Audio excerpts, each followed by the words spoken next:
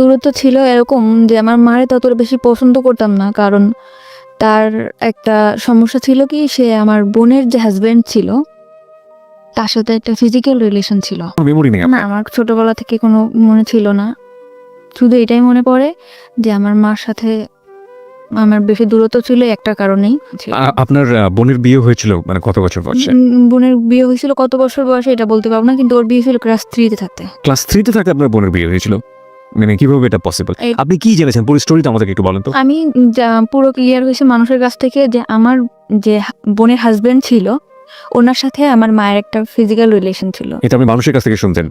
কার কার কাছ থেকে শুনতেন? এটা আমার নানুর কাছ থেকে শুনতাম, আচ্ছা। আমার খালাদের কাছ থেকে শুনতাম। আমরা তো আমার নানুদের ফ্যামিলিতে বড় হয়েছি, আমার দাদা বাড়ি বরিশাল। আপনার সামনে কিভাবে বলতো তারা? আমি জিজ্ঞাসা করতাম যে কি জিজ্ঞেস তার করতেন? ভাইয়া এরকম কেন করে। মার ভাইয়া এরকম কেন করে? হ্যাঁ, তখন আমারে বলতো যে তোর ভাইয়ার সাথে তোর মার সম্পর্ক আছে, প্রেম আছে। এইগুলো কারা বলতো? আমার খালা বলতো, নানু বলতো, মামিরা বলতো, এরা বলতো। তখন আমি বলতাম যে প্রেম কি জিনিস, তখন আমি ছোট ছিলাম, আমি ততটা হয়তো বা বুঝতাম না। ওকে। তো তখন আমি সবসময় চেষ্টা, যখন আপনি এগুলো শুনতেন, আপনি তো অনেক ছোট ছিলেন, আপনার ভেতরে ফিলটা কি হতো? আমার মনে হতো যে ওখানে কি হচ্ছে, ওটা কি, আমি নিজের চোখে দেখতাম, বুঝতামও। মানে আপনার সামনেই ঘটনাগুলো হ্যাঁ, ঘটতো? ঘুরতো, আমি দেখতাম দূর থেকে, মানে বোঝার চেষ্টা করতাম যে এটা কি হচ্ছে। এমনকি রুমের মধ্যে ঢুকলেও দেখতাম ওরকম অবস্থায়, কিংবা ওরকমই থাকতো। ওকে। তো আমি তখন আমার নানুরে জিজ্ঞেস করতাম, কিংবা আমার খালাদের জিজ্ঞেস করতাম যে এটা কেন হয়। ওনারা কিছু বলতো না? না, ওনারা কিছু বলতো না, বলতো তোমার মার সাথে ওনার সম্পর্ক আছে। তাহলে মার সাথে যদি সম্পর্ক থাকবে তাহলে বোনের স্বামী হয় কিভাবে, এরকম আমার মাথার মধ্যে সবসময় এটাই করতো। আর আমার চিন্তা ছিল যে ওইটা ওখানে কি হচ্ছে। এই জন্য আমি আস্তে আস্তে বড় হলাম, তখন ক্লাস 6-এ যখন পড়ি তখন একটা ছেলের সাথে আমার সম্পর্ক হয়। এগুলো নিয়ে আপনি আপনার মাকে কখনো জিজ্ঞেস করেন আমি যে মা? মাকে কখনো জিজ্ঞাসা করিনি। হ্যাঁ দর্শক, এতক্ষণ যা শুনলেন আমি এরই ধারাবাহিকতায় সম্পূর্ণ ভিডিওটি আপনাদের সাথে শেয়ার করব, এবং এরই ধারাবাহিকতায় আপনারা সকলে ভিডিওটিতে একটি লাইক দিয়ে সম্পূর্ণ ভিডিওটি মনোযোগ সহকারে দেখতে থাকুন, এবং যারা চ্যানেলটি সাবস্ক্রাইব করেননি অতি শীঘ্র চ্যানেলটি সাবস্ক্রাইব করুন, যাতে এরকম আরও সকল আপডেট ভিডিও আপনারা দেখতে পারেন পরবর্তীতে। তো আমরা কথা বলবো না, আগে ভিডিওটি দেখে আসি, তারপর আরও কিছু কথা আপনাদের সামনে আমি পেশ করতে চলেছি। তো চলুন দেখে আসি। আপনার মা কি জানতো যে আপনি এটা দেখছেন? হ্যাঁ, আমার মা জানতো আমি দেখছি, এবং আমার ফ্যামিলি সবাই জানতো, আমার বাবা এভরিবডি নোজ ইট। সবাই জানতো। জানার পরেও বিষয়গুলো নিয়ে কোনো কথা হতো না, কোনো ধরনের কোনো ঝামেলা হতো না ফ্যামিলিতে? পুরো ফ্যামিলি তারপরেই ডিপেন্ড করতো কার উপর?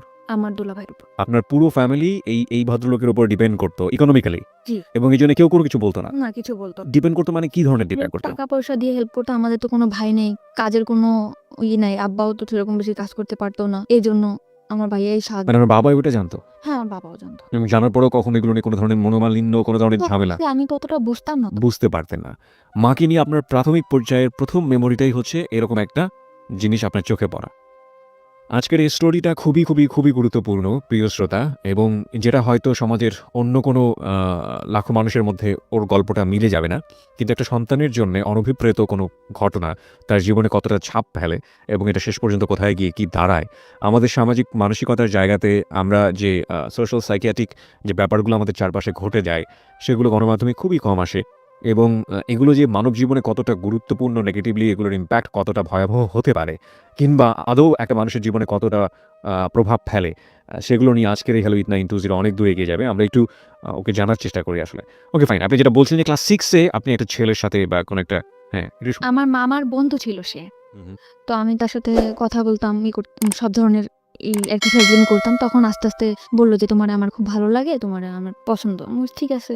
তখন আমিও আর কি ছিলাম যে ভালোবাসা কি জিনিস, ফার্স্ট টাইম 6-এ থাকতে এরকম আসছে, তখন আমিও এটার মধ্যে করলাম। তখন আমি ওরে বললাম কি, আমি আমার মার বিষয়টা ওরা শেয়ার করলাম যে আকাশ, ওর নাম ছিল আকাশ, আকাশ এরকম আমার মা আর ভাইয়া এগুলা করে, তুমি আমার সাথে করবা? তখন ও বললো যে তুমি অনেক ছোট, আর আমাদের মধ্যে এরকম কেন হবে, যা হবে বিয়ের পর হবে।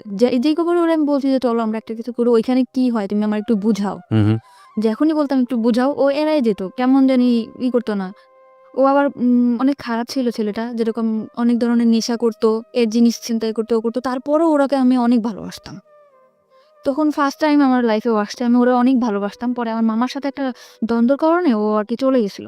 আচ্ছা। তারপরে আমি আমাদের স্কুলে যাইতাম, ওই বিষয়টা আমার মাথার মধ্যে সবসময় থাকতো যে ওইটা কি, ওইটা আমার জানতে হবে, ওইটা কি। মানে বাবা, মা এবং দুলা ভাইকে যে অবস্থায় দেখেছেন? দেখছি, তখন আমি আরেকটা ছেলের সাথে সম্পর্ক হয়, তার নাম হচ্ছে ইমরান। হুম। দোকানে মানে ওর একটা দোকানে কাজ করতো ও।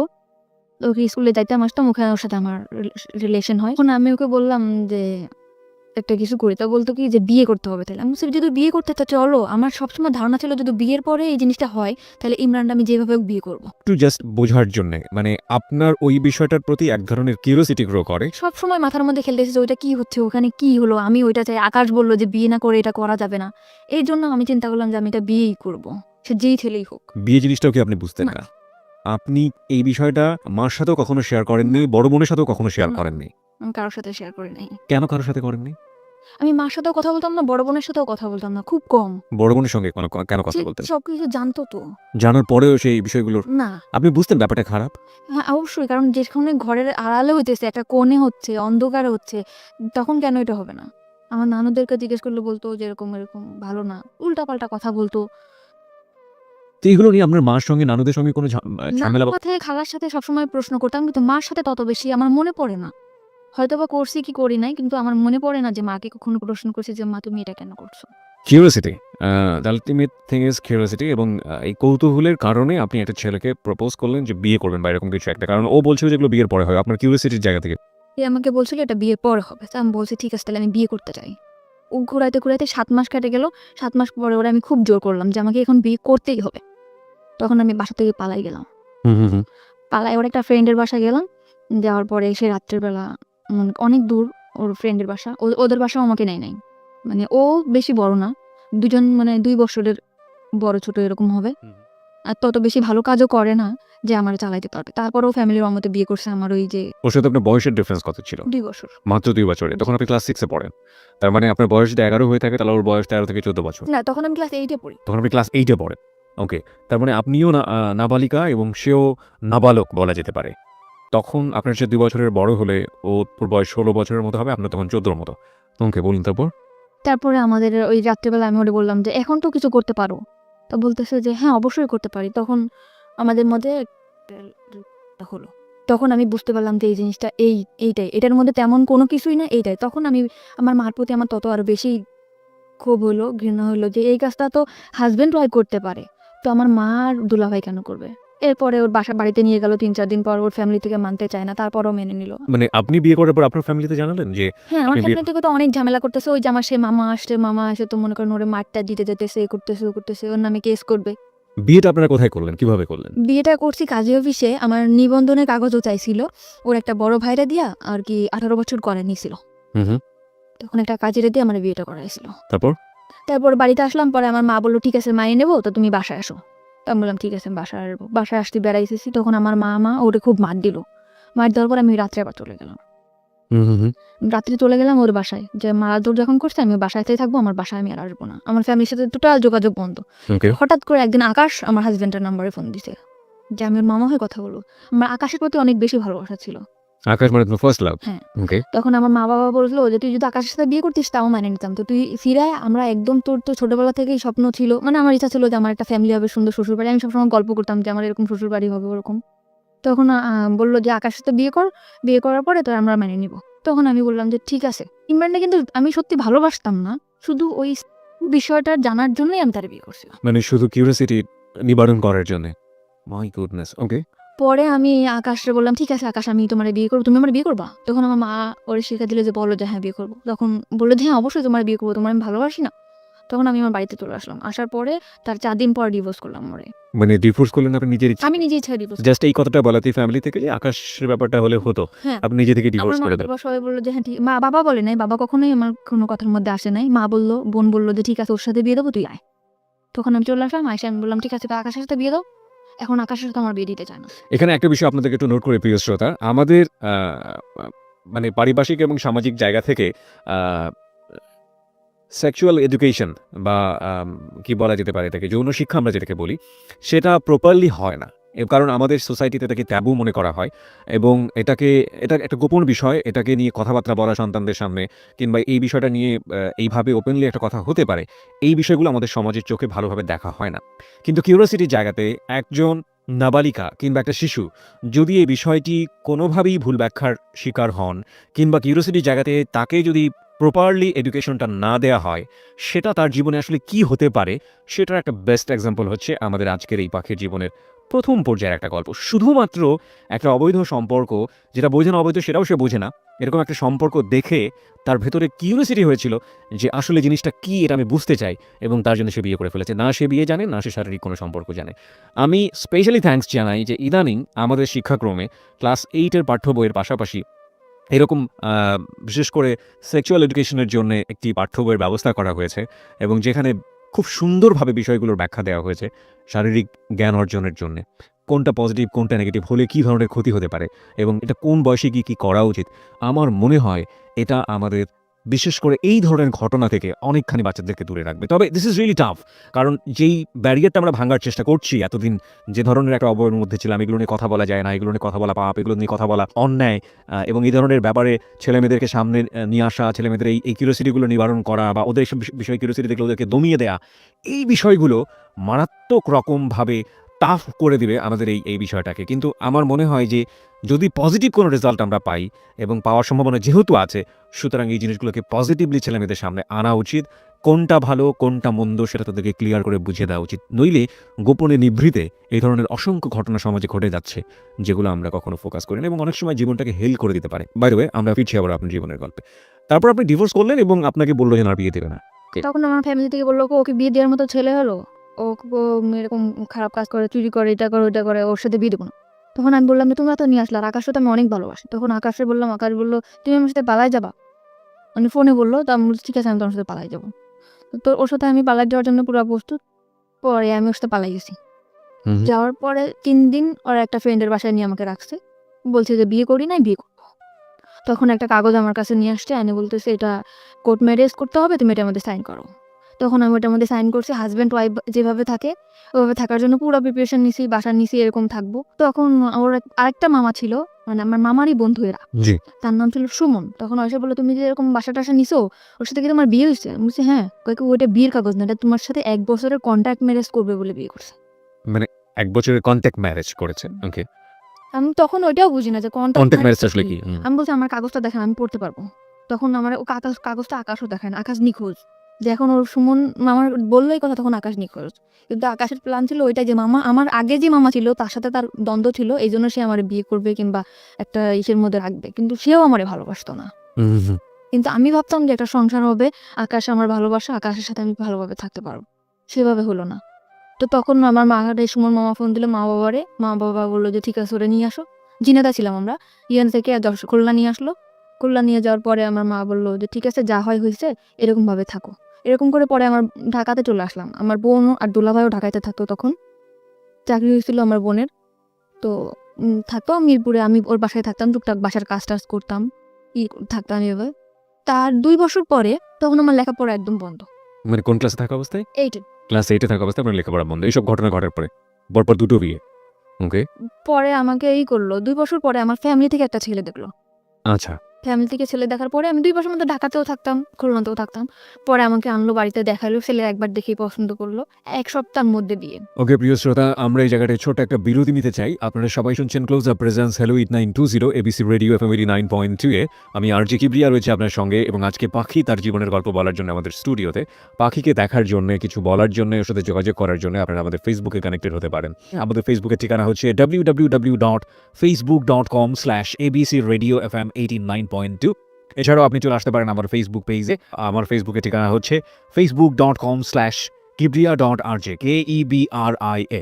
স্পেলিংটা হচ্ছে KEBRIA.RJ। এবং পেজটিতে যাওয়ার পর আপনি লাইক দেওয়ার সঙ্গে সঙ্গে আমাদের হ্যালো 8920 মেম্বার হয়ে যাবেন। ফিরে আসছি ঠিক 3 মিনিট পর। Close Up presents Hello 8920. Close Up. The closer, the better. FM 89.2। Close Up presents Hello 8920. Close Up. The closer, the better. 3 minute পর প্রিয় শ্রোতা, আরও একবার ওয়েলকাম করছি ক্লোজ আপ প্রেজেন্স হ্যালো 8920-তে। আমি আরজে কিবরিয়া রয়েছে আপনার সঙ্গে, এবং আপনারা সবাই শুনছেন এবিসি রেডিও FM 89.2। আজকে জীবনের গল্প বলার জন্য এখানে রয়েছে পাখি। 19 বছর বয়স তার, এবং তার যে জীবনের গল্প সেটা আসলে খুবই খুবই খুবই মর্মান্তিক।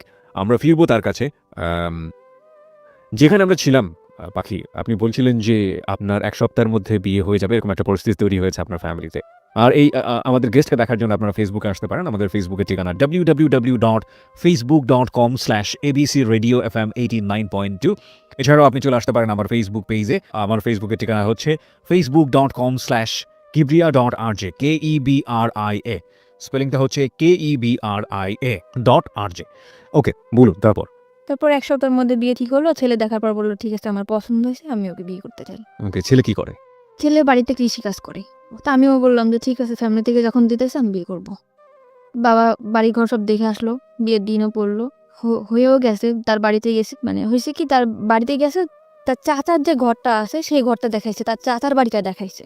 মানে যখন ঘরবাড়ি দেখাবে তখন সেই চাচার বাড়িটা দেখিয়েছে। আচ্ছা, তার যে মূল বাসা সেটা সে দেখায় নাই। আচ্ছা। তা আমার ফ্যামিলিও বুঝতে পারে নাই। বিয়ের পরে আমাকে উঠাইছে একটা ভাঙা ঘরের ভিতরে। ঘরটা একদম হেলে পড়ে যাবে, উপরে টালি, নিচে হচ্ছে বেড়া আছে। আমি আমার হাজব্যান্ডকে জিজ্ঞেস করলাম যে আপনাদের এই এটা কেন?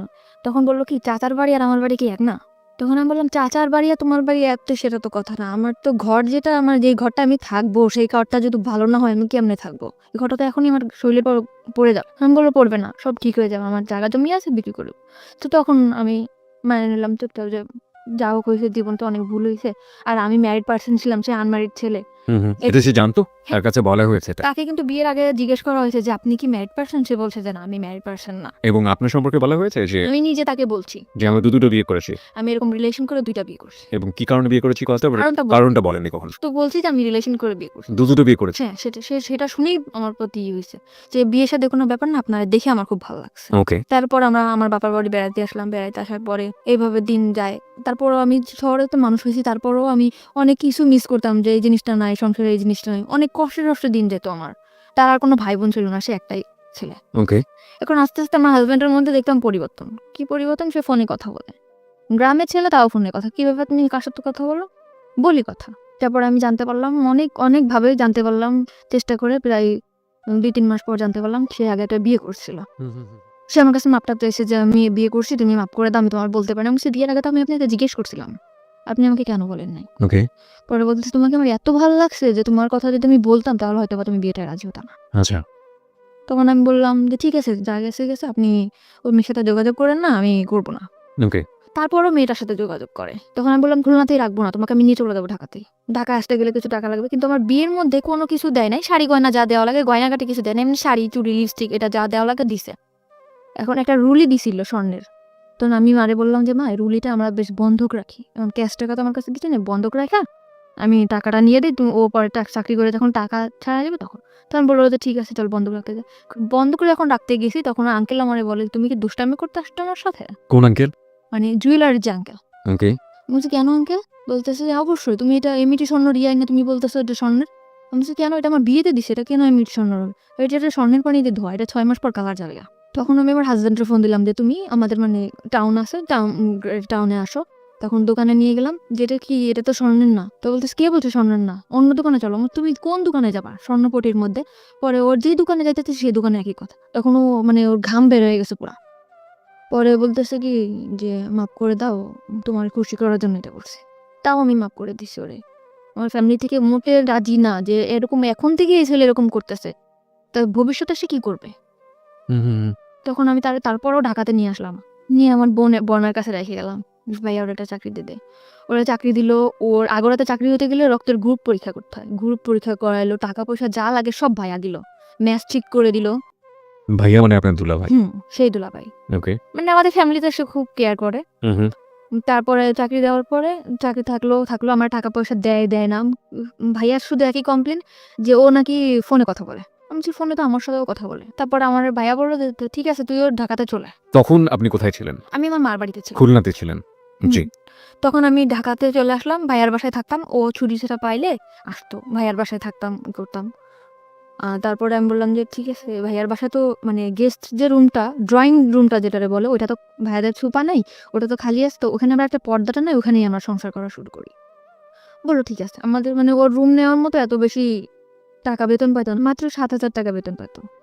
তখন ভাইয়া বললো ঠিক আছে, এই কয় টাকা বেতন পাই তো আর বাইরে থাকা সম্ভব না, তো তোরা আমাদের এখানেই থাক, খাওয়া থাকা পাবো, 3,000 টাকা দিবি তোরা দুজনে। তো শুধু খাওয়া থাকা, এছাড়া আমি যে তার ওয়াইফ একটা কোনো কসমেটিক বা কোনো ড্রেস এগুলা কিছুই দেয় না। তখন আমার বোন বলে যে আমার বোনটা ভালোভাবেই মানুষ হয়েছে, তো তুমি এরকম ওরে কিছু দেও না কেন? বলে এটা আমাদের ফ্যামিলি ব্যাপার। তা আমি বললাম ব্যাপার ঠিক আছে, তুই কিছু বলিস না। ভাইয়া তখন আমার ড্রেস যা লাগে দেয়।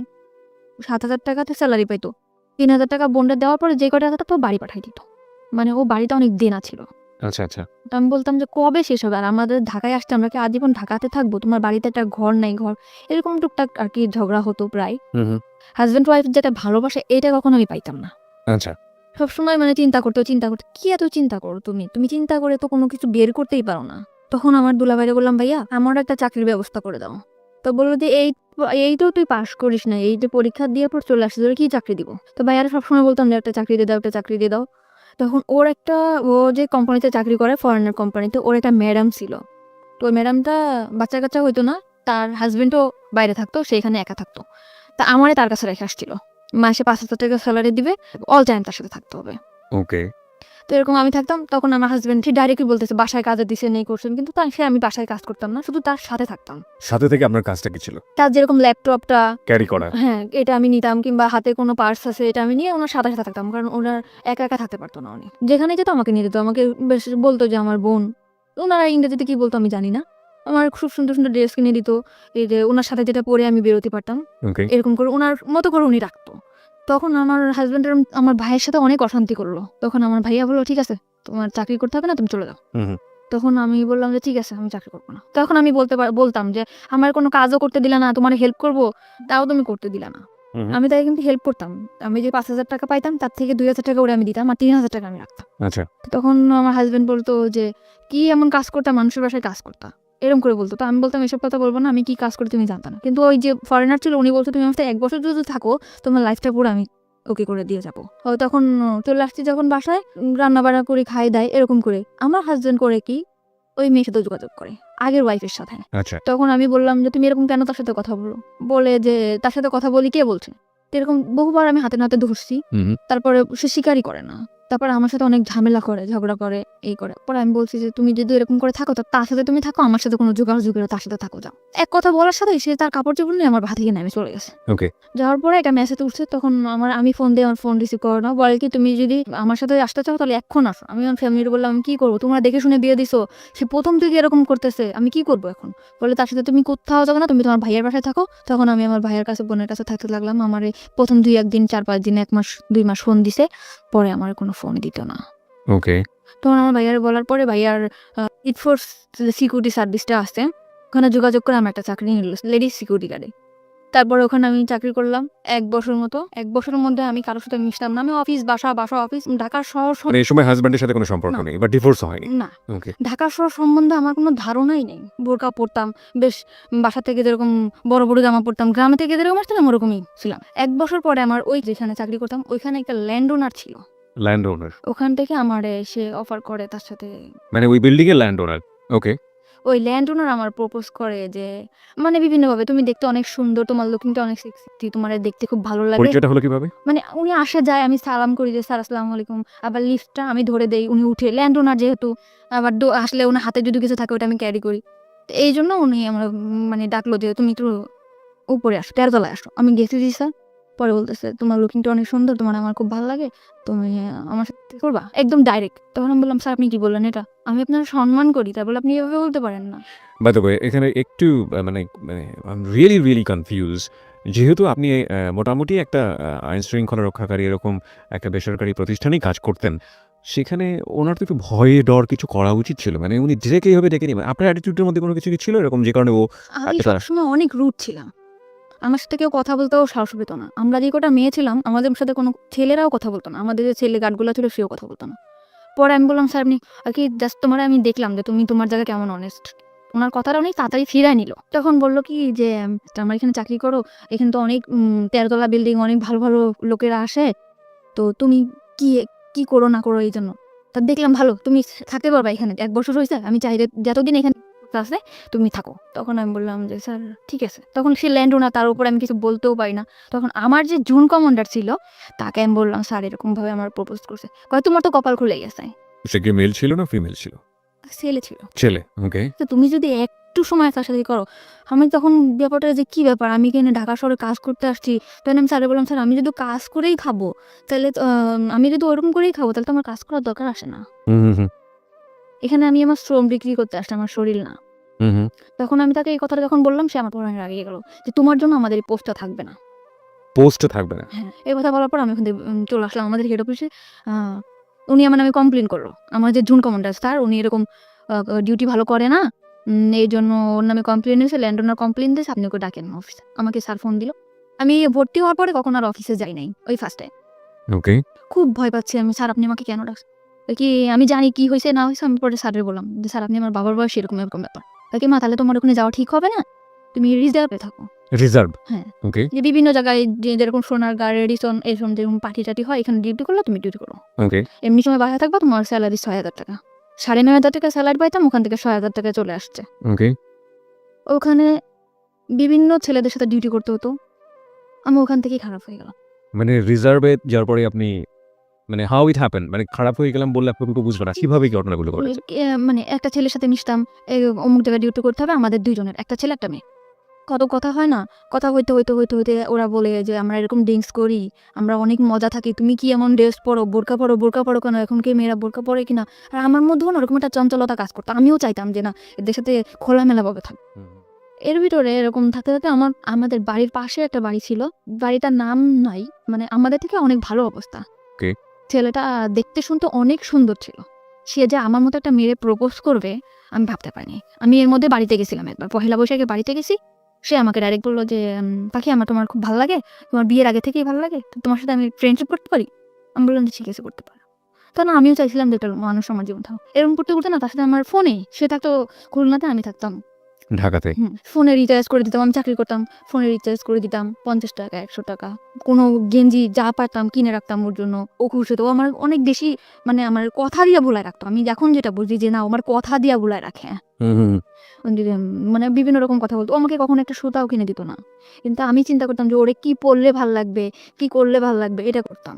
যেমন প্যান্ট, শার্ট, টি শার্ট, ঘড়ি এগুলো কিনতাম, বিভিন্ন উপর টাকা দিতাম। আমি আর যে ৬,০০০ টাকা থেকে মানে অল্প কিছু, ধরুন ২০০-৫০০, তখন ওইটাই আমার কাছে বেশি ছিল, ওরকম দিতাম। ও নিত, ও চাইতো। পরে ও মাস্টার্স কমপ্লিট করলো। তখন আমি বললাম যে তুমি ঢাকাতে আসবা? বললো হ্যাঁ ঢাকাতে আসবো। ঢাকাতে আসলো, ফ্রেন্ডের বাসায় আমরা ঢাকায় দেখা করলাম, কথা বললাম অনেক। ও সবসময় বলতো তোমার আমি বিয়ে করবো, যে আগে গেছে আমার পড়াশোনাটা কমপ্লিট হোক। ছেলেটা অনেক সুন্দর ছিল। মানে ও তো বিবাহিত ছিল? না, বিবাহিত ছিল না। একদম বিবাহিত ছিল না। আপনি সম্পর্কে সব জানতো? হ্যাঁ, আমার বাড়ির পাশে সব জেনে শুনে আমার দিকে আগাইছিল। ওকে। কিসে পড়তো ছেলেটা? তখন মাস্টার্স করতেছে। মাস্টার্স করছে আর আপনি দেখি ক্লাস 10 ও পাস করেন। না, ওকে। ঠিক আছে। তখন আমার হয়তো ওটা আবেগ ছিল, আমি বুঝতাম না যে ও যেরকম আমার দিকে আগাইছে। আমি ভাবতাম মনে হয় সত্যি সত্যিই ও আমার ভালোবাসে।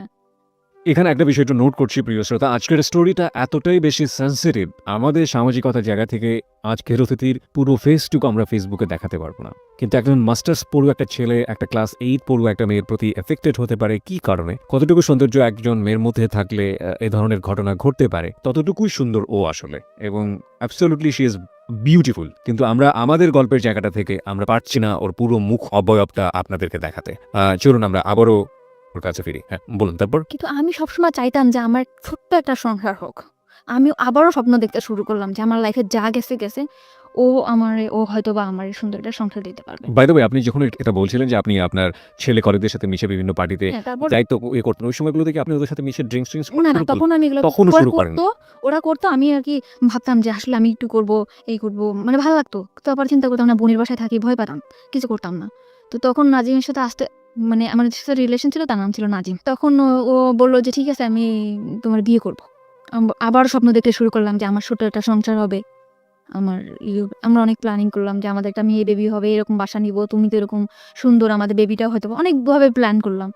পরে আস্তে আস্তে দেখি কি ও ফোনে আমার সাথে তত সময় দেয় না। ফোনে ততটা সময় দিচ্ছে না। কিন্তু কোন ও তো আপনার সম্পর্কে সমস্ত কিছু জানতো, বিশেষ করে দুটো বিয়ে হয়েছে আপনার, এরকম ভাবে আপনি সংসারও করেছেন এবং আমার ফ্যামিলি অবস্থা সবই জানে। সব জানতো। ও কি শুধুমাত্র আপনার সঙ্গে প্রেমের সম্পর্কই ছিল নাকি আলাদা এক ধরনের ইন্টেনশনও ছিল, ফিজিক্যাল ইন্টেনশন? Physical relation. কোনো ধরনের কোনো ইন্টেনশন ছিল না। ওকে বলুন তারপর। আমি ফোনে টাকা ঢুকাই দেই, ও ফোনে কথা বলে অন্য মেয়ের সাথে। তো আমি ওর ফোনে টাকা ঢুকাই দিলেও আমি ওর ফোনটা রিসিভ করতাম না, কারণ আমি যে কোম্পানিতে চাকরি করতাম ওখান থেকে ফোন আমাকে দেওয়া হয়েছিল, মানে ওখান থেকে আমি ফোন করলে বিল পাইতো। ওকে। তো ওই ফোনটাতে আমি ওকে ফোন করতাম অল টাইম। কখনো ওর ফোন আমি রিসিভ করি নাই। চিন্তা করতাম বেকার, কি করবে? ওরে আমি টাকা দিই। ও বন্ধু-বান্ধব আমারে ফোন দিত যে জানি বলত, "জানি আজকে না আমার ফ্রেন্ডের সাথে আমার একটু পার্টি দিতে হবে। আমার কয়টা টাকা দিবা? ৳৫০০ দাও না।" ওকে। তখন আমি এভাবে সবসময় টাকা-পয়সা দিতে থাকতাম। পরে একটা সময় বললাম, আমার ফ্যামিলি থেকেও জানাজানি হয়ে গেল ব্যাপারটা। যে তুই আবারও একটা ছেলের দিকে এরকম করে পড়তেছিস, তোর হাসব্যান্ড আছে, এরকম আছে। তখন আমি আমার ফ্যামিলির বকাবকি শুরু করলাম। "কি হাসব্যান্ড? তোমরা কি দেখে দিছো এই করছো?" তখন না নাজিম আস্তে, আস্তে দূরে সরে যেতেছে। আমারে বলতেছে, ডাইরেক্ট বলতেছে, "তুমি আমার ফোন করবা না। কখনো ফোন দিবা না। কোনো কারণ ছাড়াই? তুমি আমার সবসময় ফোর্স করো, কার সাথে কথা বলি, কি করি না করি। তুমি আমার তখন আপনার হাসব্যান্ডের সঙ্গে একেবারেই আপনার যোগাযোগ অফ। একদম যোগাযোগ বাই দ্য ওয়ে, আপনার হাসব্যান্ডের নাম যেন কি ছিল? রিপন। রিপনের সঙ্গে আপনার যোগাযোগ পুরোপুরি অফ।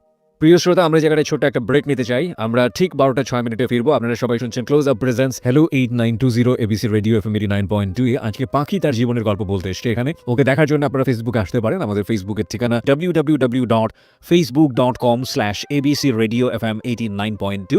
এছাড়াও আপনি চলে আসতে পারেন আমার ফেসবুক পেজে। আমার ফেসবুকের ঠিকানা হচ্ছে facebook.com/kibria.rj KEBRIA। স্পেলিংটা হচ্ছে KEBRIA.RJ। ফিরে আসছি ঠিক রাত 12টা 6 minute.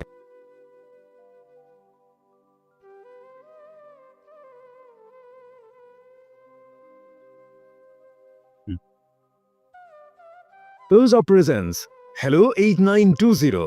Close Up. The closer, the better.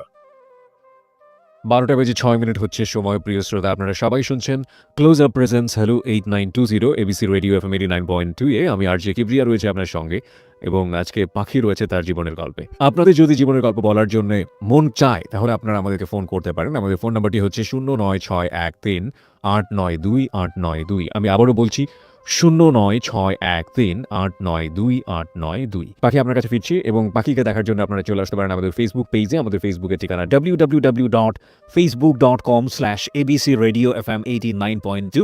এছাড়াও আপনি চলে আসতে পারেন আমার ফেসবুক পেজে। আমার ফেসবুকের ঠিকানা হচ্ছে facebook.com/kibria.rj KEBRIA। স্পেলিংটা হচ্ছে KEBRIA.RJ। ওকে, জি বলুন তারপর। তো রিপনের সাথে কোনোভাবে যোগাযোগ নেই, মানে আমার হাসব্যান্ড কোনো যোগাযোগ করে না, কিছু না। ওকে। তখন আমি নাজিমরে বললাম, বিয়ে করবে না? তখন ও বললো যে ভালোবাসলে যে বিয়ে করতে হবে এমন কোনো কথা আছে? তোমারটা আর আমারটা কি একসাথে ম্যাচ করে? এতদিন পরে সেটা বললো যে ভালোবাসলে কি বিয়ে করতে হবে। কিন্তু তোমার আমার অনেক ভালো লাগে, তোমার অনেক ভালোবাসি, কিন্তু তোমার আমার বিয়ে করা সম্ভব না। তো ওরে আমি অনেক বেশি ভালোবেসে ফেলছিলাম, মানে আমি যাকেই ভালোবাসি অনেক বেশি ভালোবেসে ফেলি। কিন্তু সবাই আমার সাথে মানে বুঝতেই পারি না যে এরা আমার সাথে এরকম প্রতারণা করতেছে। তখন নাজিম ফোন দেই, ফোন ধরে না, ফোন দেই, ফোন ধরে না। তখন এই যে আমার যে ফ্রেন্ডরা ছিল ওদের সাথে আমি মিশলাম। ওকে, মানে কলিগ যারা। কলিগ ছিল, এদের সাথে আমি মিশলাম। মিশতে মিশতে বললো যে ড্রিঙ্কস কর, ভালো লাগবে। পরে আমি এক পর্যায়ে ড্রিঙ্কস করলাম। ড্রিঙ্কস করলে সত্যিই দেখলাম ভালো লাগে। মানে ওই যে নাজিমের বিষয়ে যে কষ্টটা, কিংবা আমার যে পুরা মার দিক দিয়ে কষ্ট, কিংবা হাজব্যান্ডের দিক দিয়ে কষ্ট, আমার কোনো কষ্টই নেই। পুরা দমে ড্রিঙ্কস করলাম।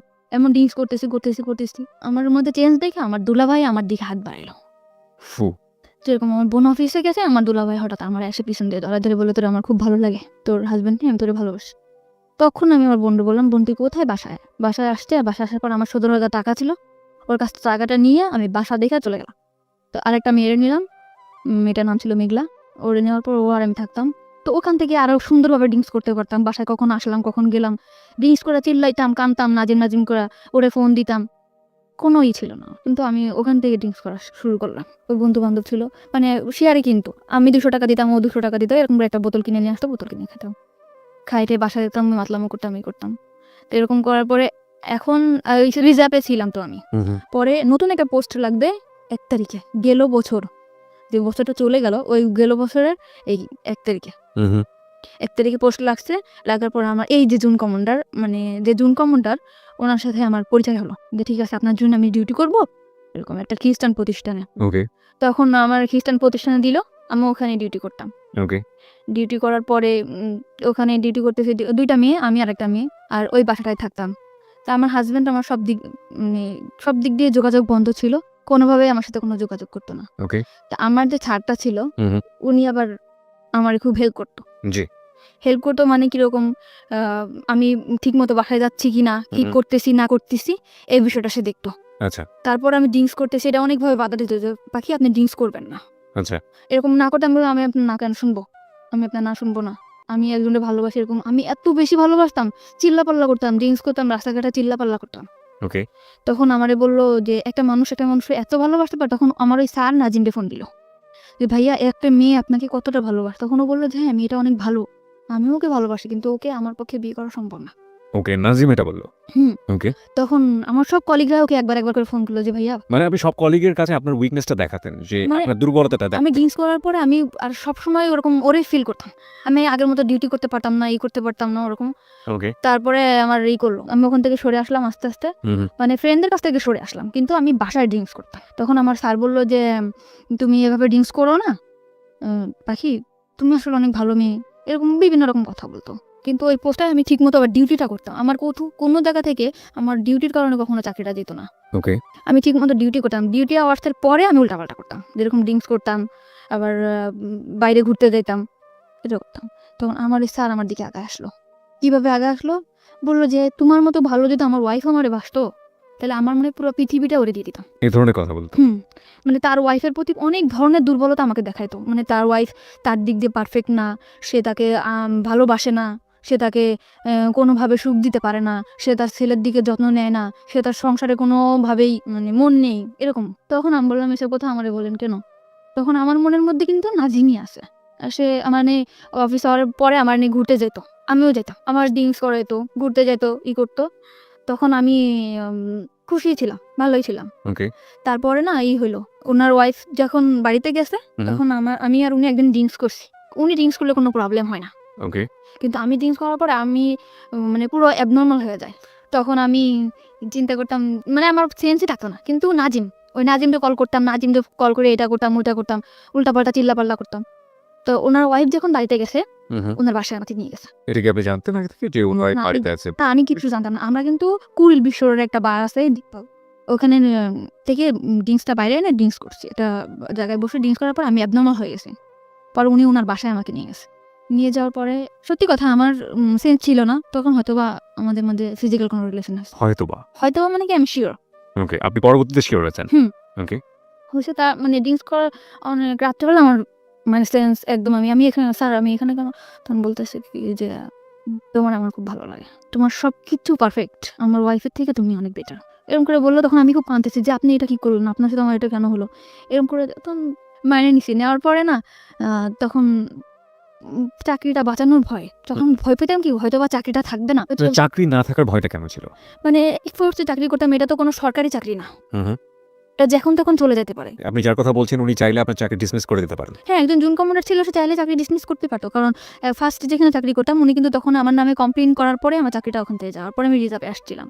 ওকে। সো আপনার এই ভয়টা কাজ করতো। হ্যাঁ, কোনো এইভাবে কারণে কাজ যদি করতো। এই যে আমার যদি কোনোভাবে চাকরিটা না যেত, তারপর এরকম সে আমারে বিভিন্ন জায়গায় ঘুরতে নিয়ে যেত, বিভিন্ন জিনিস গিফট করতো, কিনে দিত। আপনি এগ্রি করে গেলেন? হ্যাঁ, আমি এগ্রি করে গেলাম যে নাজিমের অ্যাবসেন্টটা কিন্তু সে ঢুকে পড়ছে আমার লাইফে। এত দ্রুত? এত দ্রুত মানে কি বেশ কিছুদিন হয়েছে, ৪ মাস টাস এরকম। সে এরকম একটা মানুষ যে সে কিভাবে যেন আমারে ক্যাশ করে ফেললো। আর তারে আমি কিন্তু ফার্স্ট টাইমে বলতাম যে আপনারে আমি কখনো ভালোবাসবো না।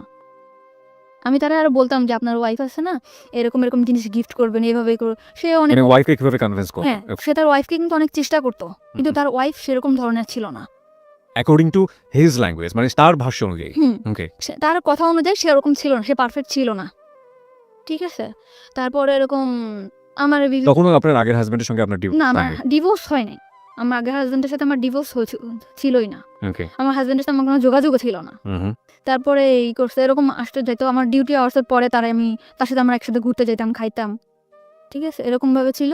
সে এরকম আস্তে, আস্তে আমার একদম অনেক কাছে চলে আসলো। সে মনে করেন আমার ডিউটি আওয়ার্সের পরে আমার না দেখলে পাগল হয়ে যেত। যেমনি হোক কিভাবে বোঝাতো? সে চলে আসতো। কোথায় চলে আসতো? অফিসের ওখানে চলে আসতো, আইসা আমার নিয়ে বাসায় নামায় দিয়ে আসতো। যেহেতু সে একজন অফিসার এবং তার আন্ডারে তো অনেক এমপ্লয়ি কাজ করে, বাকি সবাই বুঝতো না ব্যাপারটা এবং তার জন্য এটা প্রেস্টিজিয়াস না? দূরে থাকতো অফিস থেকে, মনে করেন এখান থেকে 10-5 মিনিট হাঁটে যাওয়া লাগবে, এরকম এতটা দূরে থাকতো সে আমার রিক্সায় যাইতে কষ্ট হবে দেখে সে রেগুলার, একটা ভাঙা রোড ছিল, ওই ভাঙা রোডে রেগুলার আমার জন্য বাইক নিয়ে দাঁড়ায় থাকতো। ওকে। ওকে। ওখান থেকে আমাকে নিয়ে ওখানে নামায় দিয়ে আসতো। নামায় দিয়ে আসতে এরকম রেগুলার দিয়ে আসতো। তারপরে আমি বুঝলাম যে আসলে সে আমাকে অনেক ভালোবাসে, ওকে। অনেক ভালোবাসে। তারপরে আমি আস্তে আস্তে ওনার প্রতি দুর্বল হলাম। যখন আমি দেখলাম যে না, তার ওয়াইফ তার প্রতি না, তখন আমি তার প্রতি দুর্বল হলাম। ও দুর্বল করে ফেলছিল আমাকে এমন মানে ওয়াইফ তার প্রতি ডিভোটেড না, এটা তো তার ল্যাঙ্গুয়েজ ছিল। তার ছিল, আর আমিও বুঝতাম। কিভাবে বুঝতেন? মানে সে যখন ফোনে কথা বলতো, মানে তার ওয়াইফের বলতো একটু পানি দাও তো, তুমি নিয়ে খাও। এটা আপনি ফোনে শুনতে পাতেন? হ্যাঁ, এটা আমি শুনতে পেতাম। তুমি নাও কিংবা এদিকে আসো তো, মানে আমি just শুনতাম। তার ফ্যামিলি সম্পর্কে আপনি কতটুকু জানতেন? শুধু ওই ওয়াইফের বদনামই জানতেন নাকি আরো অন্য কিছু জানতেন? না, ওয়াইফের অতটুকু জানতাম, তার ফ্যামিলিটা অনেক বেশি ভালো ছিল। কিরকম? সে তার রুমে সে অনেক দিক দিয়ে তার ওয়াইফের সুখে রাখছিল, কিন্তু সে যে তার ওয়াইফ, সে কখনো মনে করতো না যে আমার হাজবেন্ডের সুখে আমি সুখী। সে মনে করতো তার সুখই তার সুখ, হাজবেন্ডের যে একটা জিনিস, এই জিনিসটা যে আমার, সে এটা ভাবতো না। এটা তো তার ভাষ্য অনুযায়ী, আপনি তো তার পরিবারের মধ্যে ঢোকেননি, কখনো আমি তার এভাবে যেয়ে দেখি না, দেখেন নাই। সে তার যেভাবে বলেছে আপনি সেটা সেভাবে বোঝার চেষ্টা করেছেন। এভাবেই। ওকে ওকে। তারপরে এরকম কয়েক মাস গেল, যাওয়ার পরে তখন এই কয়েক মাসের মধ্যে আপনারা কি কি করছেন? হ্যাং আউট করছেন, বাইরে ঘুরে বেড়াচ্ছেন, ডেট করছেন, রুম ডেট করছেন জি কন্টিনিউয়াসলি? কন্টিনিউয়াসলি। একবারের জন্য মনে হয়নি যে অন্যায় করছেন? অন্যায় ফার্স্টে মনে হয়েছিল, পরে মনে হলো যে না, আমার লাইফটা কি, আমার তো ওই নোংরা জায়গা থেকে উঠাই নিয়ে আসছে। আমি যে ড্রিঙ্কস করতাম, আজে বাজে ছেলেদের সাথে আমি মিশতাম, আমি যে খারাপ dress হি অলসো ড্রিঙ্কস, সেও তো সে ড্রিঙ্কস। কিন্তু আমার জন্য ড্রিঙ্কস করতো, সে কিন্তু ফার্স্টে করতো না। মানে আপনাকে এখানে থেকে নিয়ে আসার জন্য যে কোনো ভাবেই হোক না কেন, আপনার যে রাস্তায় আছেন সেই রাস্তায় আগে পা দিয়েছে, তারপর ওখান থেকে সরানোর চেষ্টা। নিশ্চয়ই আমাকে বিভিন্ন ছেলেদের সাথে আমি মিশতাম, বিভিন্ন ছেলেদের সাথে আমি ভালো কোনো ড্রেস পরতাম না, যেরকম জিন্স টপস এগুলো পরতাম। ওকে, জিন্স টপস। ওকে, হ্যাঁ, এইগুলো থেকে সে আমার বাই করছে, ভালো ভালো ড্রেস কিনে দিছে, বড় বড় হাতার জামা বানায় দিছে, যে এগুলো পরো না, খারাপ বলবে মানুষ। মানে আমার মধ্যে একটা চেঞ্জ আনছে সে। আমি যেরকম আগে রাস্তায় বেরোলে মনে হতো যে না, এই ছেলের সাথে দুষ্টামি করবো, কথা বলবো, এরকম আমার আর মনে হয় না। বাই দ্য ওয়ে, আমার একটা প্রশ্ন আছে। ছেলেটা যদি আপনাকে এতটাই ভালোবাসবে তাহলে প্রথম দিন নিয়ে গিয়ে কেন এই ধরনের শারীরিক সম্পর্ক করলো? সে তো অন্যভাবে আপনাকে প্রপোজ করতে পারতো। এটা হয়তো বা তারও ইচ্ছে ছিল না, এটা আমি আসলে জানি না। কখন আপনি তাকে জিজ্ঞেস করেছেন পরবর্তীতে যে তুমি আমাকে যেহেতু লাভই করো তাহলে আমি কেন তাকে এটা বাধ্য করলে? করছিলাম। আপনি তাকে বাধ্য করেছেন অ্যাকর্ডিং টু হিজ ভয়েস, মানে সে এটা বলেছে। সে বলেছে তুমি আমাকে বাধ্য করছো, আমি একটা পুরুষ মানুষ, আমি কন্ট্রোল হয়ে গেছি। বাধ্য করেছে বলেন, আপনার অ্যাটিটিউডের মধ্যে এগুলো ছিল। হ্যাঁ, আমি হয়তো বা কিছু করছি, কিন্তু এটা আমার, বললাম না, আমার তখনও সেন্স নাই। আমি অনেক, you are not in sense. Okay, তারপর ঠিক আছে, এরকম বলার পর তখন আমি একটা বাসা নিলাম, বাসা নিলেন মানে? মানে ওই বাসাটা ছেড়ে দিলাম। আমি আগে যে বাসাটা থাকতাম ওই বাসাটা ছেড়ে বেশ দিলাম। কয়েকজন ফ্রেন্ড মিলে থাক। হ্যাঁ, তখন আমি আলাদা একা একটা বাসা নিলাম। এক একটা বাসায় কি ওর সিদ্ধান্ত অনুসারে নিলেন নাকি আপনি একা একা নিজে নিলেন? একা বাসাটা কেন প্রয়োজন হলো? ওর জন্য আমি ওর একটা সময় কাটাবো, আমরা হাজব্যান্ড ওয়াইফ থাকবো, বিয়ে করব। বিয়ে করার কথাও আপনাকে বলেছেন? হ্যাঁ, অল টাইম আমারে বলতো, যে আমি পরে বলতাম হ্যাঁ বিয়ে করবো, সমস্যা কি, তুমি আমার ওয়াইফ, সব জায়গা বলতো। ওর কখনো ভয় থাকতো না যে না, আমি একটা জায়গায় বলবো আমার ওয়াইফ, কখনো আমার নিয়ে ঘৃণা করতো না। ও বলতো যে তোমার আমি একটা পচা নর্দমা থেকে ওটা নিয়ে আসছি, তুমি আমার কাছে একটা পবিত্র। ও আপনার পাস্ট সম্পর্কে জানতো, অতীত সম্পর্কে জানতো? সব, আমার পুরা ফ্যামিলির ডিটেলসও জানতো, মা বাবা ভাই বোন সব জানার পরেও আমার প্রতি অনেক বেশি দুর্বল হয়েছে। হুম। তো এরকম করে সবসময় বলতো, অনেক অনেক লাভ করতো। বাসা নিলেন কোথায়? বাসা নিলাম অফিসের পাশেই। অফিসের পাশেই? আপনার কলিগরা জানতো যে এই ধরনের সম্পর্কে আপনি ওদের জড়াতেন? পুরোপুরি সিক্রেট ছিল বিষয়টা? হ্যাঁ, পুরোপুরি সিক্রেট। আমার সবাই জানতো আমার হাজবেন্ড আছে, আমার একটা বেবি আছে, বাচ্চা, মেয়ে বাচ্চা, এটা জানতো। আমিও সবসময় ফেস করতাম যে আমার একটা বেবি আছে, মেয়ে, এরকম করে ফেস করতাম। তো ওরকম বাসায় আসতো যাইতো, সবাই জানতো আমার হাজবেন্ড। তো আমাদের মধ্যে না বিয়ে একটা সময় কাজী অফিসেও নিয়ে গেছে ও আমাকে। কাজী অফিসে নিয়ে গেল? হ্যাঁ, চলো বিয়ে করবো। গেছি, তখন আমার ডিভোর্স হয় নাই। তখন কাজী অফিস থেকে বললো যে ওনার তো ডিভোর্স হয় নাই, 3 মাস, ডিভোর্স হওয়ার 3 মাস পর বিয়ে করতে হবে। এ কথা বলার পরে বলতেছে যে তাহলে কি করব? তখন আমি বললাম যে ঠিক আছে, আমি ফ্যামিলির সাথে কথা বলি, মা বাবার সাথে বলি যে আমি ডিভোর্স করব। আপনি কি জানতেন যে উনি যদি আপনাকে বিয়ে করতে চায় তাহলে ওনার আগের ওয়াইফের পারমিশন লাগবে? হ্যাঁ, না, এটা আমি জানতাম না। এটা আপনি তখন জানতেন না, তখন এটা আমি জানতাম না। Okay. যখন আমি, আপনি তখন কখনো কি প্রশ্ন করেছেন যে তুমি যে আমাকে বিয়ে করতে চাচ্ছ, তোমার আগের ঘরের কি হবে, আগের সংসারের কি হবে? মানুষের 2টা বউ থাকে না, এটা অ্যান্সার দিত।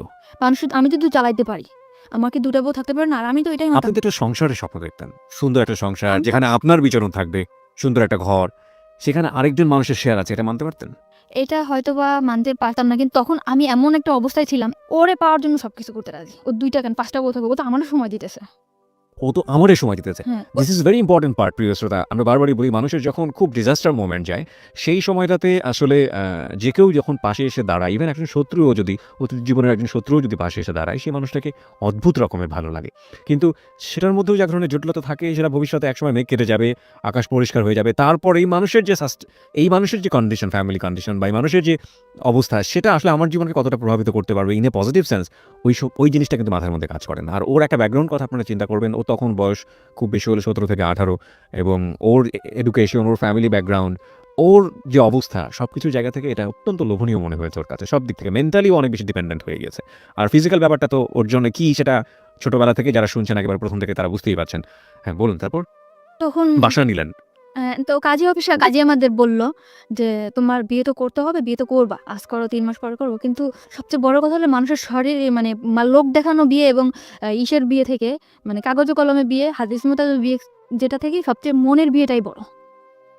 এটা হলে না, তখন আমি এটার মধ্যে কাজ করতে যে আমাদের তো মনের বিয়ে তাহলে হয়েই গেছে, বিয়ে করবো। আর ও যেখানে যাবে আমার আমার ওয়াইফ, আমার সব জায়গায় বলতে আমার ওয়াইফ, আমি বলতাম আমার হাজব্যান্ড। আমার নাম কিন্তু ইসলাম ছিল না, আমি কিন্তু ইসলাম দিছি।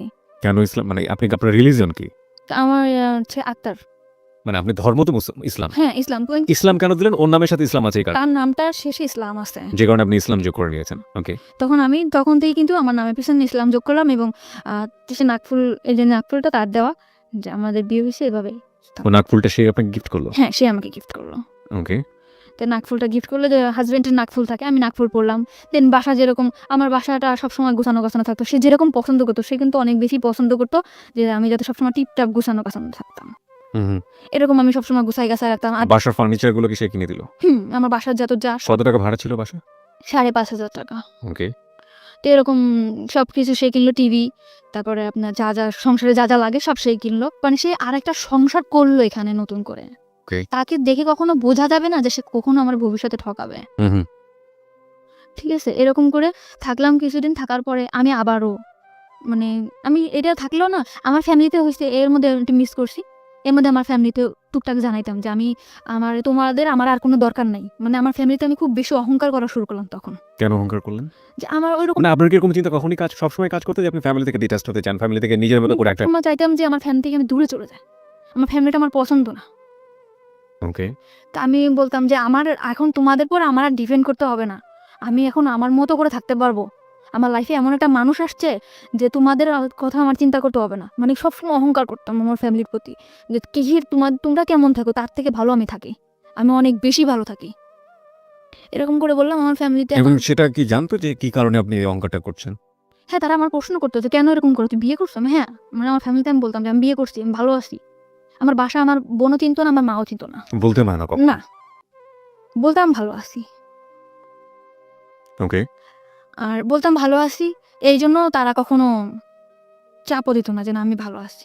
ওকে। আর আমার গার্জিয়ানরা তত বেশি শক্ত ছিল না যে অন্যান্য বাচ্চারা যেরকম দূরে থাকলে মারধর করে একটা জায়গায় আনে, আমার মনে হয় ওরকম কখনো আমি পাই নাই, শক্ত গাইডেন্স। শক্ত গার্জেন আমি পাই নাই। কিন্তু ও আমার অনেক বেশি শক্ত গার্জেন। ওর পারমিশন ছাড়া আমি কখনো বাসার থেকে নামতাম না, কখনো কোনো কারোর সাথে যোগাযোগ করতাম না। তো ওই চাকরিটা চলে, মানে রিজার্ভ থেকে আসার পরে ওর কাছে যখন আসলাম, পুরা সিম কার্ড, পুরা সব কিছু বন্ধ করে দিলাম ওর মতো করে। শুধু ওর নাম্বার, বোনের নাম্বার, দুলাভাইয়ের নাম্বারটাও ছিল না, বাবার নাম্বার, মার নাম্বার, এই কজনের নাম্বার ছাড়া আমার কোনো কলিগের নাম্বার, কারোর সাথে কোনো যোগাযোগ আমার ছিল না। আমার পৃথিবীটাই ও ছিল, আমার অফিস আর ও, এছাড়া কিছু না।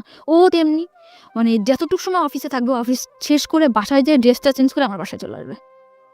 রাত 10টা, কিন্তু রাত্রে থাকতে পারতো না, যেহেতু সে ম্যারিড পারসন, চলে যেত রাত্রে। তো এরকম পাশের ফ্ল্যাটের বাড়ি জিজ্ঞেস করতো, ভাবি ভাই আজ কেন চলে যায়? আমি সে বলতাম যে সে জুন কমনটা, সে রাত্রে নাইট চেক করতে হয়, অবশ্যই তাকে যেতে হবে। ওকে। মানে বাসার লোকজন জানতো আপনার হাজবেন্ড সে? সবাই, মানে দোকানে যে খাইতাম, দোকানের লোক জানতো, এলাকার লোক জানতো, পাশের বাসার মানে পাশের ফ্ল্যাটের লোক জানতো, সবাই জানতো।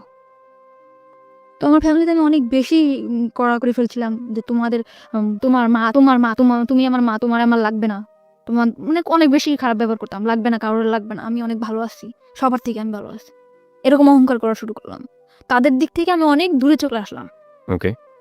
তারপরে আমার মা বললো যে ঠিক আছে, যদি বিয়ে করে থাকো ভালো। তখন আমি ওরে, এরকম যাচ্ছে দিন যাচ্ছে, তখন আমার মধ্যে কাজ করে যে তখন আর কি একটু বাস্তববাদী মনে হয় হচ্ছিলাম। মানে চিন্তা করতাম যে আসলে কি এটা আমার হবে। আমার মনের মধ্যে কিন্তু কাজ করতো যে সে তো আমার হাজবেন্ড না, সে কি আমার সাথে থাকবে, শুধু এটা মনে হতো। এখন আমার মা কিন্তু আমার বলতো, কিংবা ফ্যামিলির সবাই বলতো, মা বলতো যে ছেলে যদি ভালো হয় তো ভালো, আর সবসময় চাইতো যে আমি একটা বিয়ে করি, সংসার করি, আমি নিজের মতো করে বিয়ে করি, যাতে আমি আর কারো আমি সবসময় তোমার ফ্যামিলির বকাবকি করতাম যে কি বিয়ে দিছো, আমার লাইফটা কেন এরকম হলো, এরকম বলার পরে বললো যে তুই যদি ভালো থাকিস তো ভালো। আমি বলতাম যে মা আজকে এই বাজার করছে ওই বাজার করছে, মাও ভালো, কিন্তু মা সবসময় বলতো যে এই যাই হোক শুনি তো অনেক ভালো, তুই ওর কাছ থেকে কিছু টাকা পয়সা রেখে দিস, জিনিসপত্র গয়নাগাটি। আমার মধ্যে না কখনো এই লোভটা কাজ করতো না। ও কিন্তু অনেক ভালো একটা জব করে, আমি কিন্তু ইচ্ছা করলে ওর কাছ থেকে অনেক টাকা যখন তখন নিতে পারতাম। আমি সংসারিক খরচ ছাড়া ওর কাছ থেকে কখনো টাকা নিতাম না। মানে আমার মা কিন্তু সবসময় বলতো যে ওর কাছ থেকে টাকা নিয়ে রাখবি, 10,000 টাকা 5,000 টাকা নিয়ে রাখ, এই কথাগুলো কিন্তু ওরা আমি কখনো বলতাম না, কারণ আমার ফ্যামিলি অনেক বেশি ছোট হয়ে যাবে ওর কাছে। ঠিক আছে, এরকম টাকার কথা বলতো। মামি আপনার মা কবে জানলো ওর সম্পর্কে? মা তো পরে বলার কথা। বোনের বাসা থেকে চলে আসার পরে কিভাবে? ফোন দিয়ে বলছি, আমি ফোন দিয়ে বলছি ফোন দিয়ে কি বলেছিলেন? যে আমি মানে আমার বললো যে তুই বাড়িতে আসিস না, যোগাযোগ করিস না। তখন আমি বললাম ভালো আছে, আমি বিয়ে করছি। তখন ওর সাথেও ফোনে কথা বললো, ওর সঙ্গে কথা বলো, কি বললো? বললো আন্টি আন্টি আমি ওর সাথে একসাথে চাকরি করি, ভালো, ও খুব ভালো মেয়ে, এই সেটা বললো। কিন্তু আমাদের মধ্যে যে রিলেশন আছে ও বলোনি। মানে ওইটা বলেনি যে ও আপনাকে বিয়ে করেছে? না, ওকে। কিন্তু ও বললো যে ওর নিয়ে কোনো টেনশন করা লাগবে না, আমি আছি ওর পিছনে, সারা জীবন থাকবো। ওকে, ওর স্ট্যাটাস কি, ফ্যামিলি স্ট্যাটাস কি, কি অবস্থায় আছে কিছুই জানে না না আপনার ফ্যামিলি? না, ওকে ফাইন, তারপর? কিন্তু বলছিলাম মারে যে মা মানে পরে বলছি যে মা আমি, ও কিন্তু পরে বললো যে ও সব জানে শুনে তোরে বিয়ে করছে। আমি বলছি হ্যাঁ, ওর একটা বাচ্চা আছে, কিন্তু ওর বউ নেই। কিন্তু ওর বউ নেই? মারে মিথ্যা কথা বলছি যে মা আমার পুরো ফ্যামিলিতে বলছি যে ওর একটা বাচ্চা আছে কিন্তু ওর বউ নেই। এটা বলার পরে তো বললো ঠিক আছে, তুই যদি সুখে থাকিস তুই থাক। কিন্তু আমার সবসময় আমার মা কান ভাঙানি দিত, তোর কাছে টাকা নিয়ে এটা নিয়ে ওটা নিয়ে, কিন্তু এটা আমি নিতে পারতাম। ওর কাছ থেকে টাকা নিয়ে এটা নিয়ে ওটা নিয়ে, হুম। ওকে। কিন্তু এটা আমি ওরা চাইতেও পারতাম না। কিন্তু একদিন আমি চাইছি, একদিন আমি বললাম যে তুমি আমার টাকা দাও, তোমার লাইফ থেকে আমি চলে যাবো। তুমি আমার টাকা দাও, তোমার লাইফ থেকে আমি চলে যাবো। লাইফ থেকে চলে যাওয়ার প্রশ্নটা কেন আসলো? মানে চলে যাওয়ার প্রশ্নটাকে আমি চিন্তা করতেছি যে ও কি সত্যি আমার কোনোদিন স্ত্রীর মর্যাদা দিতে পারবে? আমরা যেখানে একটা জায়গায় চাকরি করি সবাই তো জানে যে আমি কোন জায়গা থেকে আসছি, আমি ড্রিঙ্কস করছি সবার সাথে, ওর যে একটা রেকর্ড এটা তো খারাপ হবে অফিসে। Okay, very good, very good, very good thinking. তারপর? ঠিক আছে, ওর যে একটা মানে যে পজিশনে আছে সবাই তো ওরা অসম্মান করবে। হ্যাঁ হ্যাঁ। তো আমি যদি এরকম একটা জায়গা থেকে আসছি, আমার লাইফে এত দুর্ঘটনা, সবাই কি ভাববে? তা আমি ওর লাইফ থেকে চলে যাবো। এটা আপনার মধ্যে সেন্স করে করেছে নাকি ওর আচরণের মধ্যে জিনিসগুলো ছিল? কখনো আচরণ চেঞ্জ হয়নি, ও কখনো আমার দূরে সরাইতে চায় না। আমি সবসময় বলতাম আমি চলে যাবো, থাকবো না, আমি তোমার সাথে থাকবো না, এটা বলতাম। ওকে। আর আমার মধ্যে কাজ করতে হচ্ছে আমার সাথে তো বিয়ে হয়নি, আদৌ কি থাকবে? সবসময় দুর্বলতা। না, একটা জিনিস আমি বুঝতে পারছি, সেটা হচ্ছে যে আপনার নাজিমের সঙ্গে তখন তো আপনি চাইলে ডিভোর্স দিতে পারতেন। যেহেতু আপনাকে বিয়ে করতে চাচ্ছে, আপনি ডিভোর্সটা কেন দেননি? আপনি কেন ডিভোর্সটা দেননি? আমি চাইছিলাম যে সে ডিভোর্স দিক। নাজিম আপনাকে ডিভোর্স দিক? নাজিম না, রিপন। সরি, রিপন আপনাকে ডিভোর্স দিক? হ্যাঁ। রিপন আপনাকে ডিভোর্স আর ওর দিয়ে আপনার লাভটা কি? না, আমি ওর প্রতি আমার কোনো ইয়েই ছিল না। তো তাহলে আপনি কেন দেননি? ওর প্রতি মানে ওর পিছনে আমি চিন্তা করতাম যে ওর পিছনে আমি 1 সেকেন্ড নষ্ট করি, ওইটাই আমার নষ্ট। ডিভোর্স যার যাকে যাক যা হয় হোক। কিন্তু আপনার তো এই ভদ্রলোককে পাওয়ার জন্য, বিয়ে করার জন্য আপনার অন্তত আপনার জায়গা থেকে পথটাকে ওপেন মানে খোলাসা রাখতে হবে। সেই জায়গাটা থেকে তো আপনাকে সিঙ্গেল স্ট্যাটাসে আসতে হবে। আপনি তো কাগজে কলমে তখনও কারো না কারো বিবাহিত বউ। তো আপনার কখনো মনে হয়নি যে আপনি ওকে ডিভোর্স দিয়ে দিবেন? রিপনকে ডিভোর্স তো বহুবার মনে হচ্ছে যাই ডিভোর্স করি, আবার মনে হচ্ছে না করবো, সমস্যা কি? কিন্তু ওইভাবে যদি আমি জানতাম যে আসলে আমাদের অমুক ডেটে বিয়ে, কিংবা আসলে বিয়েটা মানে হচ্ছে, ফিক্স করা যদি থাকতো তাহলে আপনি এরকম একটা, কিন্তু আসলে বিয়ের ব্যাপারটা খুব ইমোশনাল ছিল। চলো করে ফেলি, চলো করে ফেলি, তারপর আবার যা সেরকম অবস্থায় চলে যাওয়া। ওকে, মানে সিরিয়াস ছিলেন না আপনার আলটিমেটলি। ইমোশন যখন আসতো তখন সবকিছু করে ফেলবো, ইমোশনটা থেমে গেলে আবার আগের জায়গায়। আকার যারা। Very important. ওকে, তারপর? তখন আমি ওরে বললাম যে আমি তোমার লাইফ থেকে চলে যাবো। তখন ও বললো কেন চলে যাবা? আমি বললাম থাকবে না, কারণ এইভাবে হয়, তুমি কখনো আমার সাথে রাত্রে থাকতেছো না, তুমি আমার বিয়ে করতেছো না, আমি এভাবে কি সংসার জীবন হয়? আমার একটা সংসার না এটা। তখন ও বললো যে তুমি আমার লাইফ থেকে চলে যাও, তুমি টাকা চাচ্ছ, তুমি টাকা নিবা, কিন্তু এই বাসায় থাকবা, তুমি এই বাসা থেকে কোথাও যেতে পারবা না। ও টাকার নিয়ে আপনাকে প্রশ্ন করেনি যে তুমি টাকা দিয়ে কি করবা? কোনো দিনও প্রশ্ন করে নেই। কোনো প্রশ্ন সে করেনি। না। টাকা চাচ্ছ, টাকা নিবা। হ্যাঁ, ওকে, টাকা তারপর? চাচ্ছ, টাকা নাও, তোমার অ্যাকাউন্ট করে দিয়েছি, অ্যাকাউন্টে রাখো, তাও ভালো, কিন্তু তোমার আমি কখনো আমার জীবন থেকে তুমি যাইতে পারবা না। প্রিয় শ্রোতা, আমাদের আর একটা বিরতির সময় হয়েছে। আমরা এখানে একটা বিরতি নিতে চাই। আপনারা সবাই শুনছেন close up presence hello 8920 ADC radio FM 89.2 এ। আমি আরজি কিবরিয়া রয়েছে আপনার সঙ্গে। প্রিয় দর্শক, এতক্ষণ আপনারা কিন্তু শুনতে পেলেন গল্পটির শেষ পর্যন্ত। এই ধারাবাহিকতায় আপনাদের কিছু বলার থাকলে তো অবশ্যই কমেন্ট করে আমাদের জানিয়ে দেবেন, এবং এই ভিডিওগুলো আমরা প্রতিনিয়ত আপনাদের সামনে নিয়ে আসি, কারণ আপনারা জানেন যে আমাদের দৈনন্দিন জীবনে ঘটে যাওয়া যে সকল মুহূর্তগুলো আমরা সেগুলো সম্পর্কে কিন্তু এই ধারণাগুলো দিয়ে থাকি। তো এটি নিয়ে আপনারা কোনো বিভ্রান্তিকর বিষয় বুঝবেন না এবং এগুলো আপনারা শুনবেন, দেখবেন এগুলো এবং এগুলো ভালো লাগলে ভিডিওগুলো ভালো লাগলে অবশ্যই ভিডিওটিতে একটি লাইক করে দিয়ে চ্যানেলটি সাবস্ক্রাইব করে আপনার মূল্যবান মতামত অবশ্যই কমেন্ট করে আমাদের জানিয়ে দিবেন এবং কে কোথা থেকে দেখছেন আমাদের এই ভিডিওগুলো অবশ্যই তা কমেন্ট করে আমাদের জানিয়ে দিতে ভুলবেন না। আপনারা জানেন যে আমরা এরকম ভিডিওগুলো তুলে থাকি যেগুলো মূলত প্রতিনিয়ত সমাজের মধ্যে প্রচলিত হয়ে আসছে বা আ সব জায়গায় এগুলো রহরহ দেখা যাচ্ছে যেগুলো মূলত আমরা তুলে ধরছি। তো আজকের ভিডিওটি এই পর্যন্ত ছিল। সকলে ভালো থাকুন, সুস্থ থাকুন। আমাদের চ্যানেলটি সাবস্ক্রাইব করে আমাদের সাথেই থাকুন। ধন্যবাদ।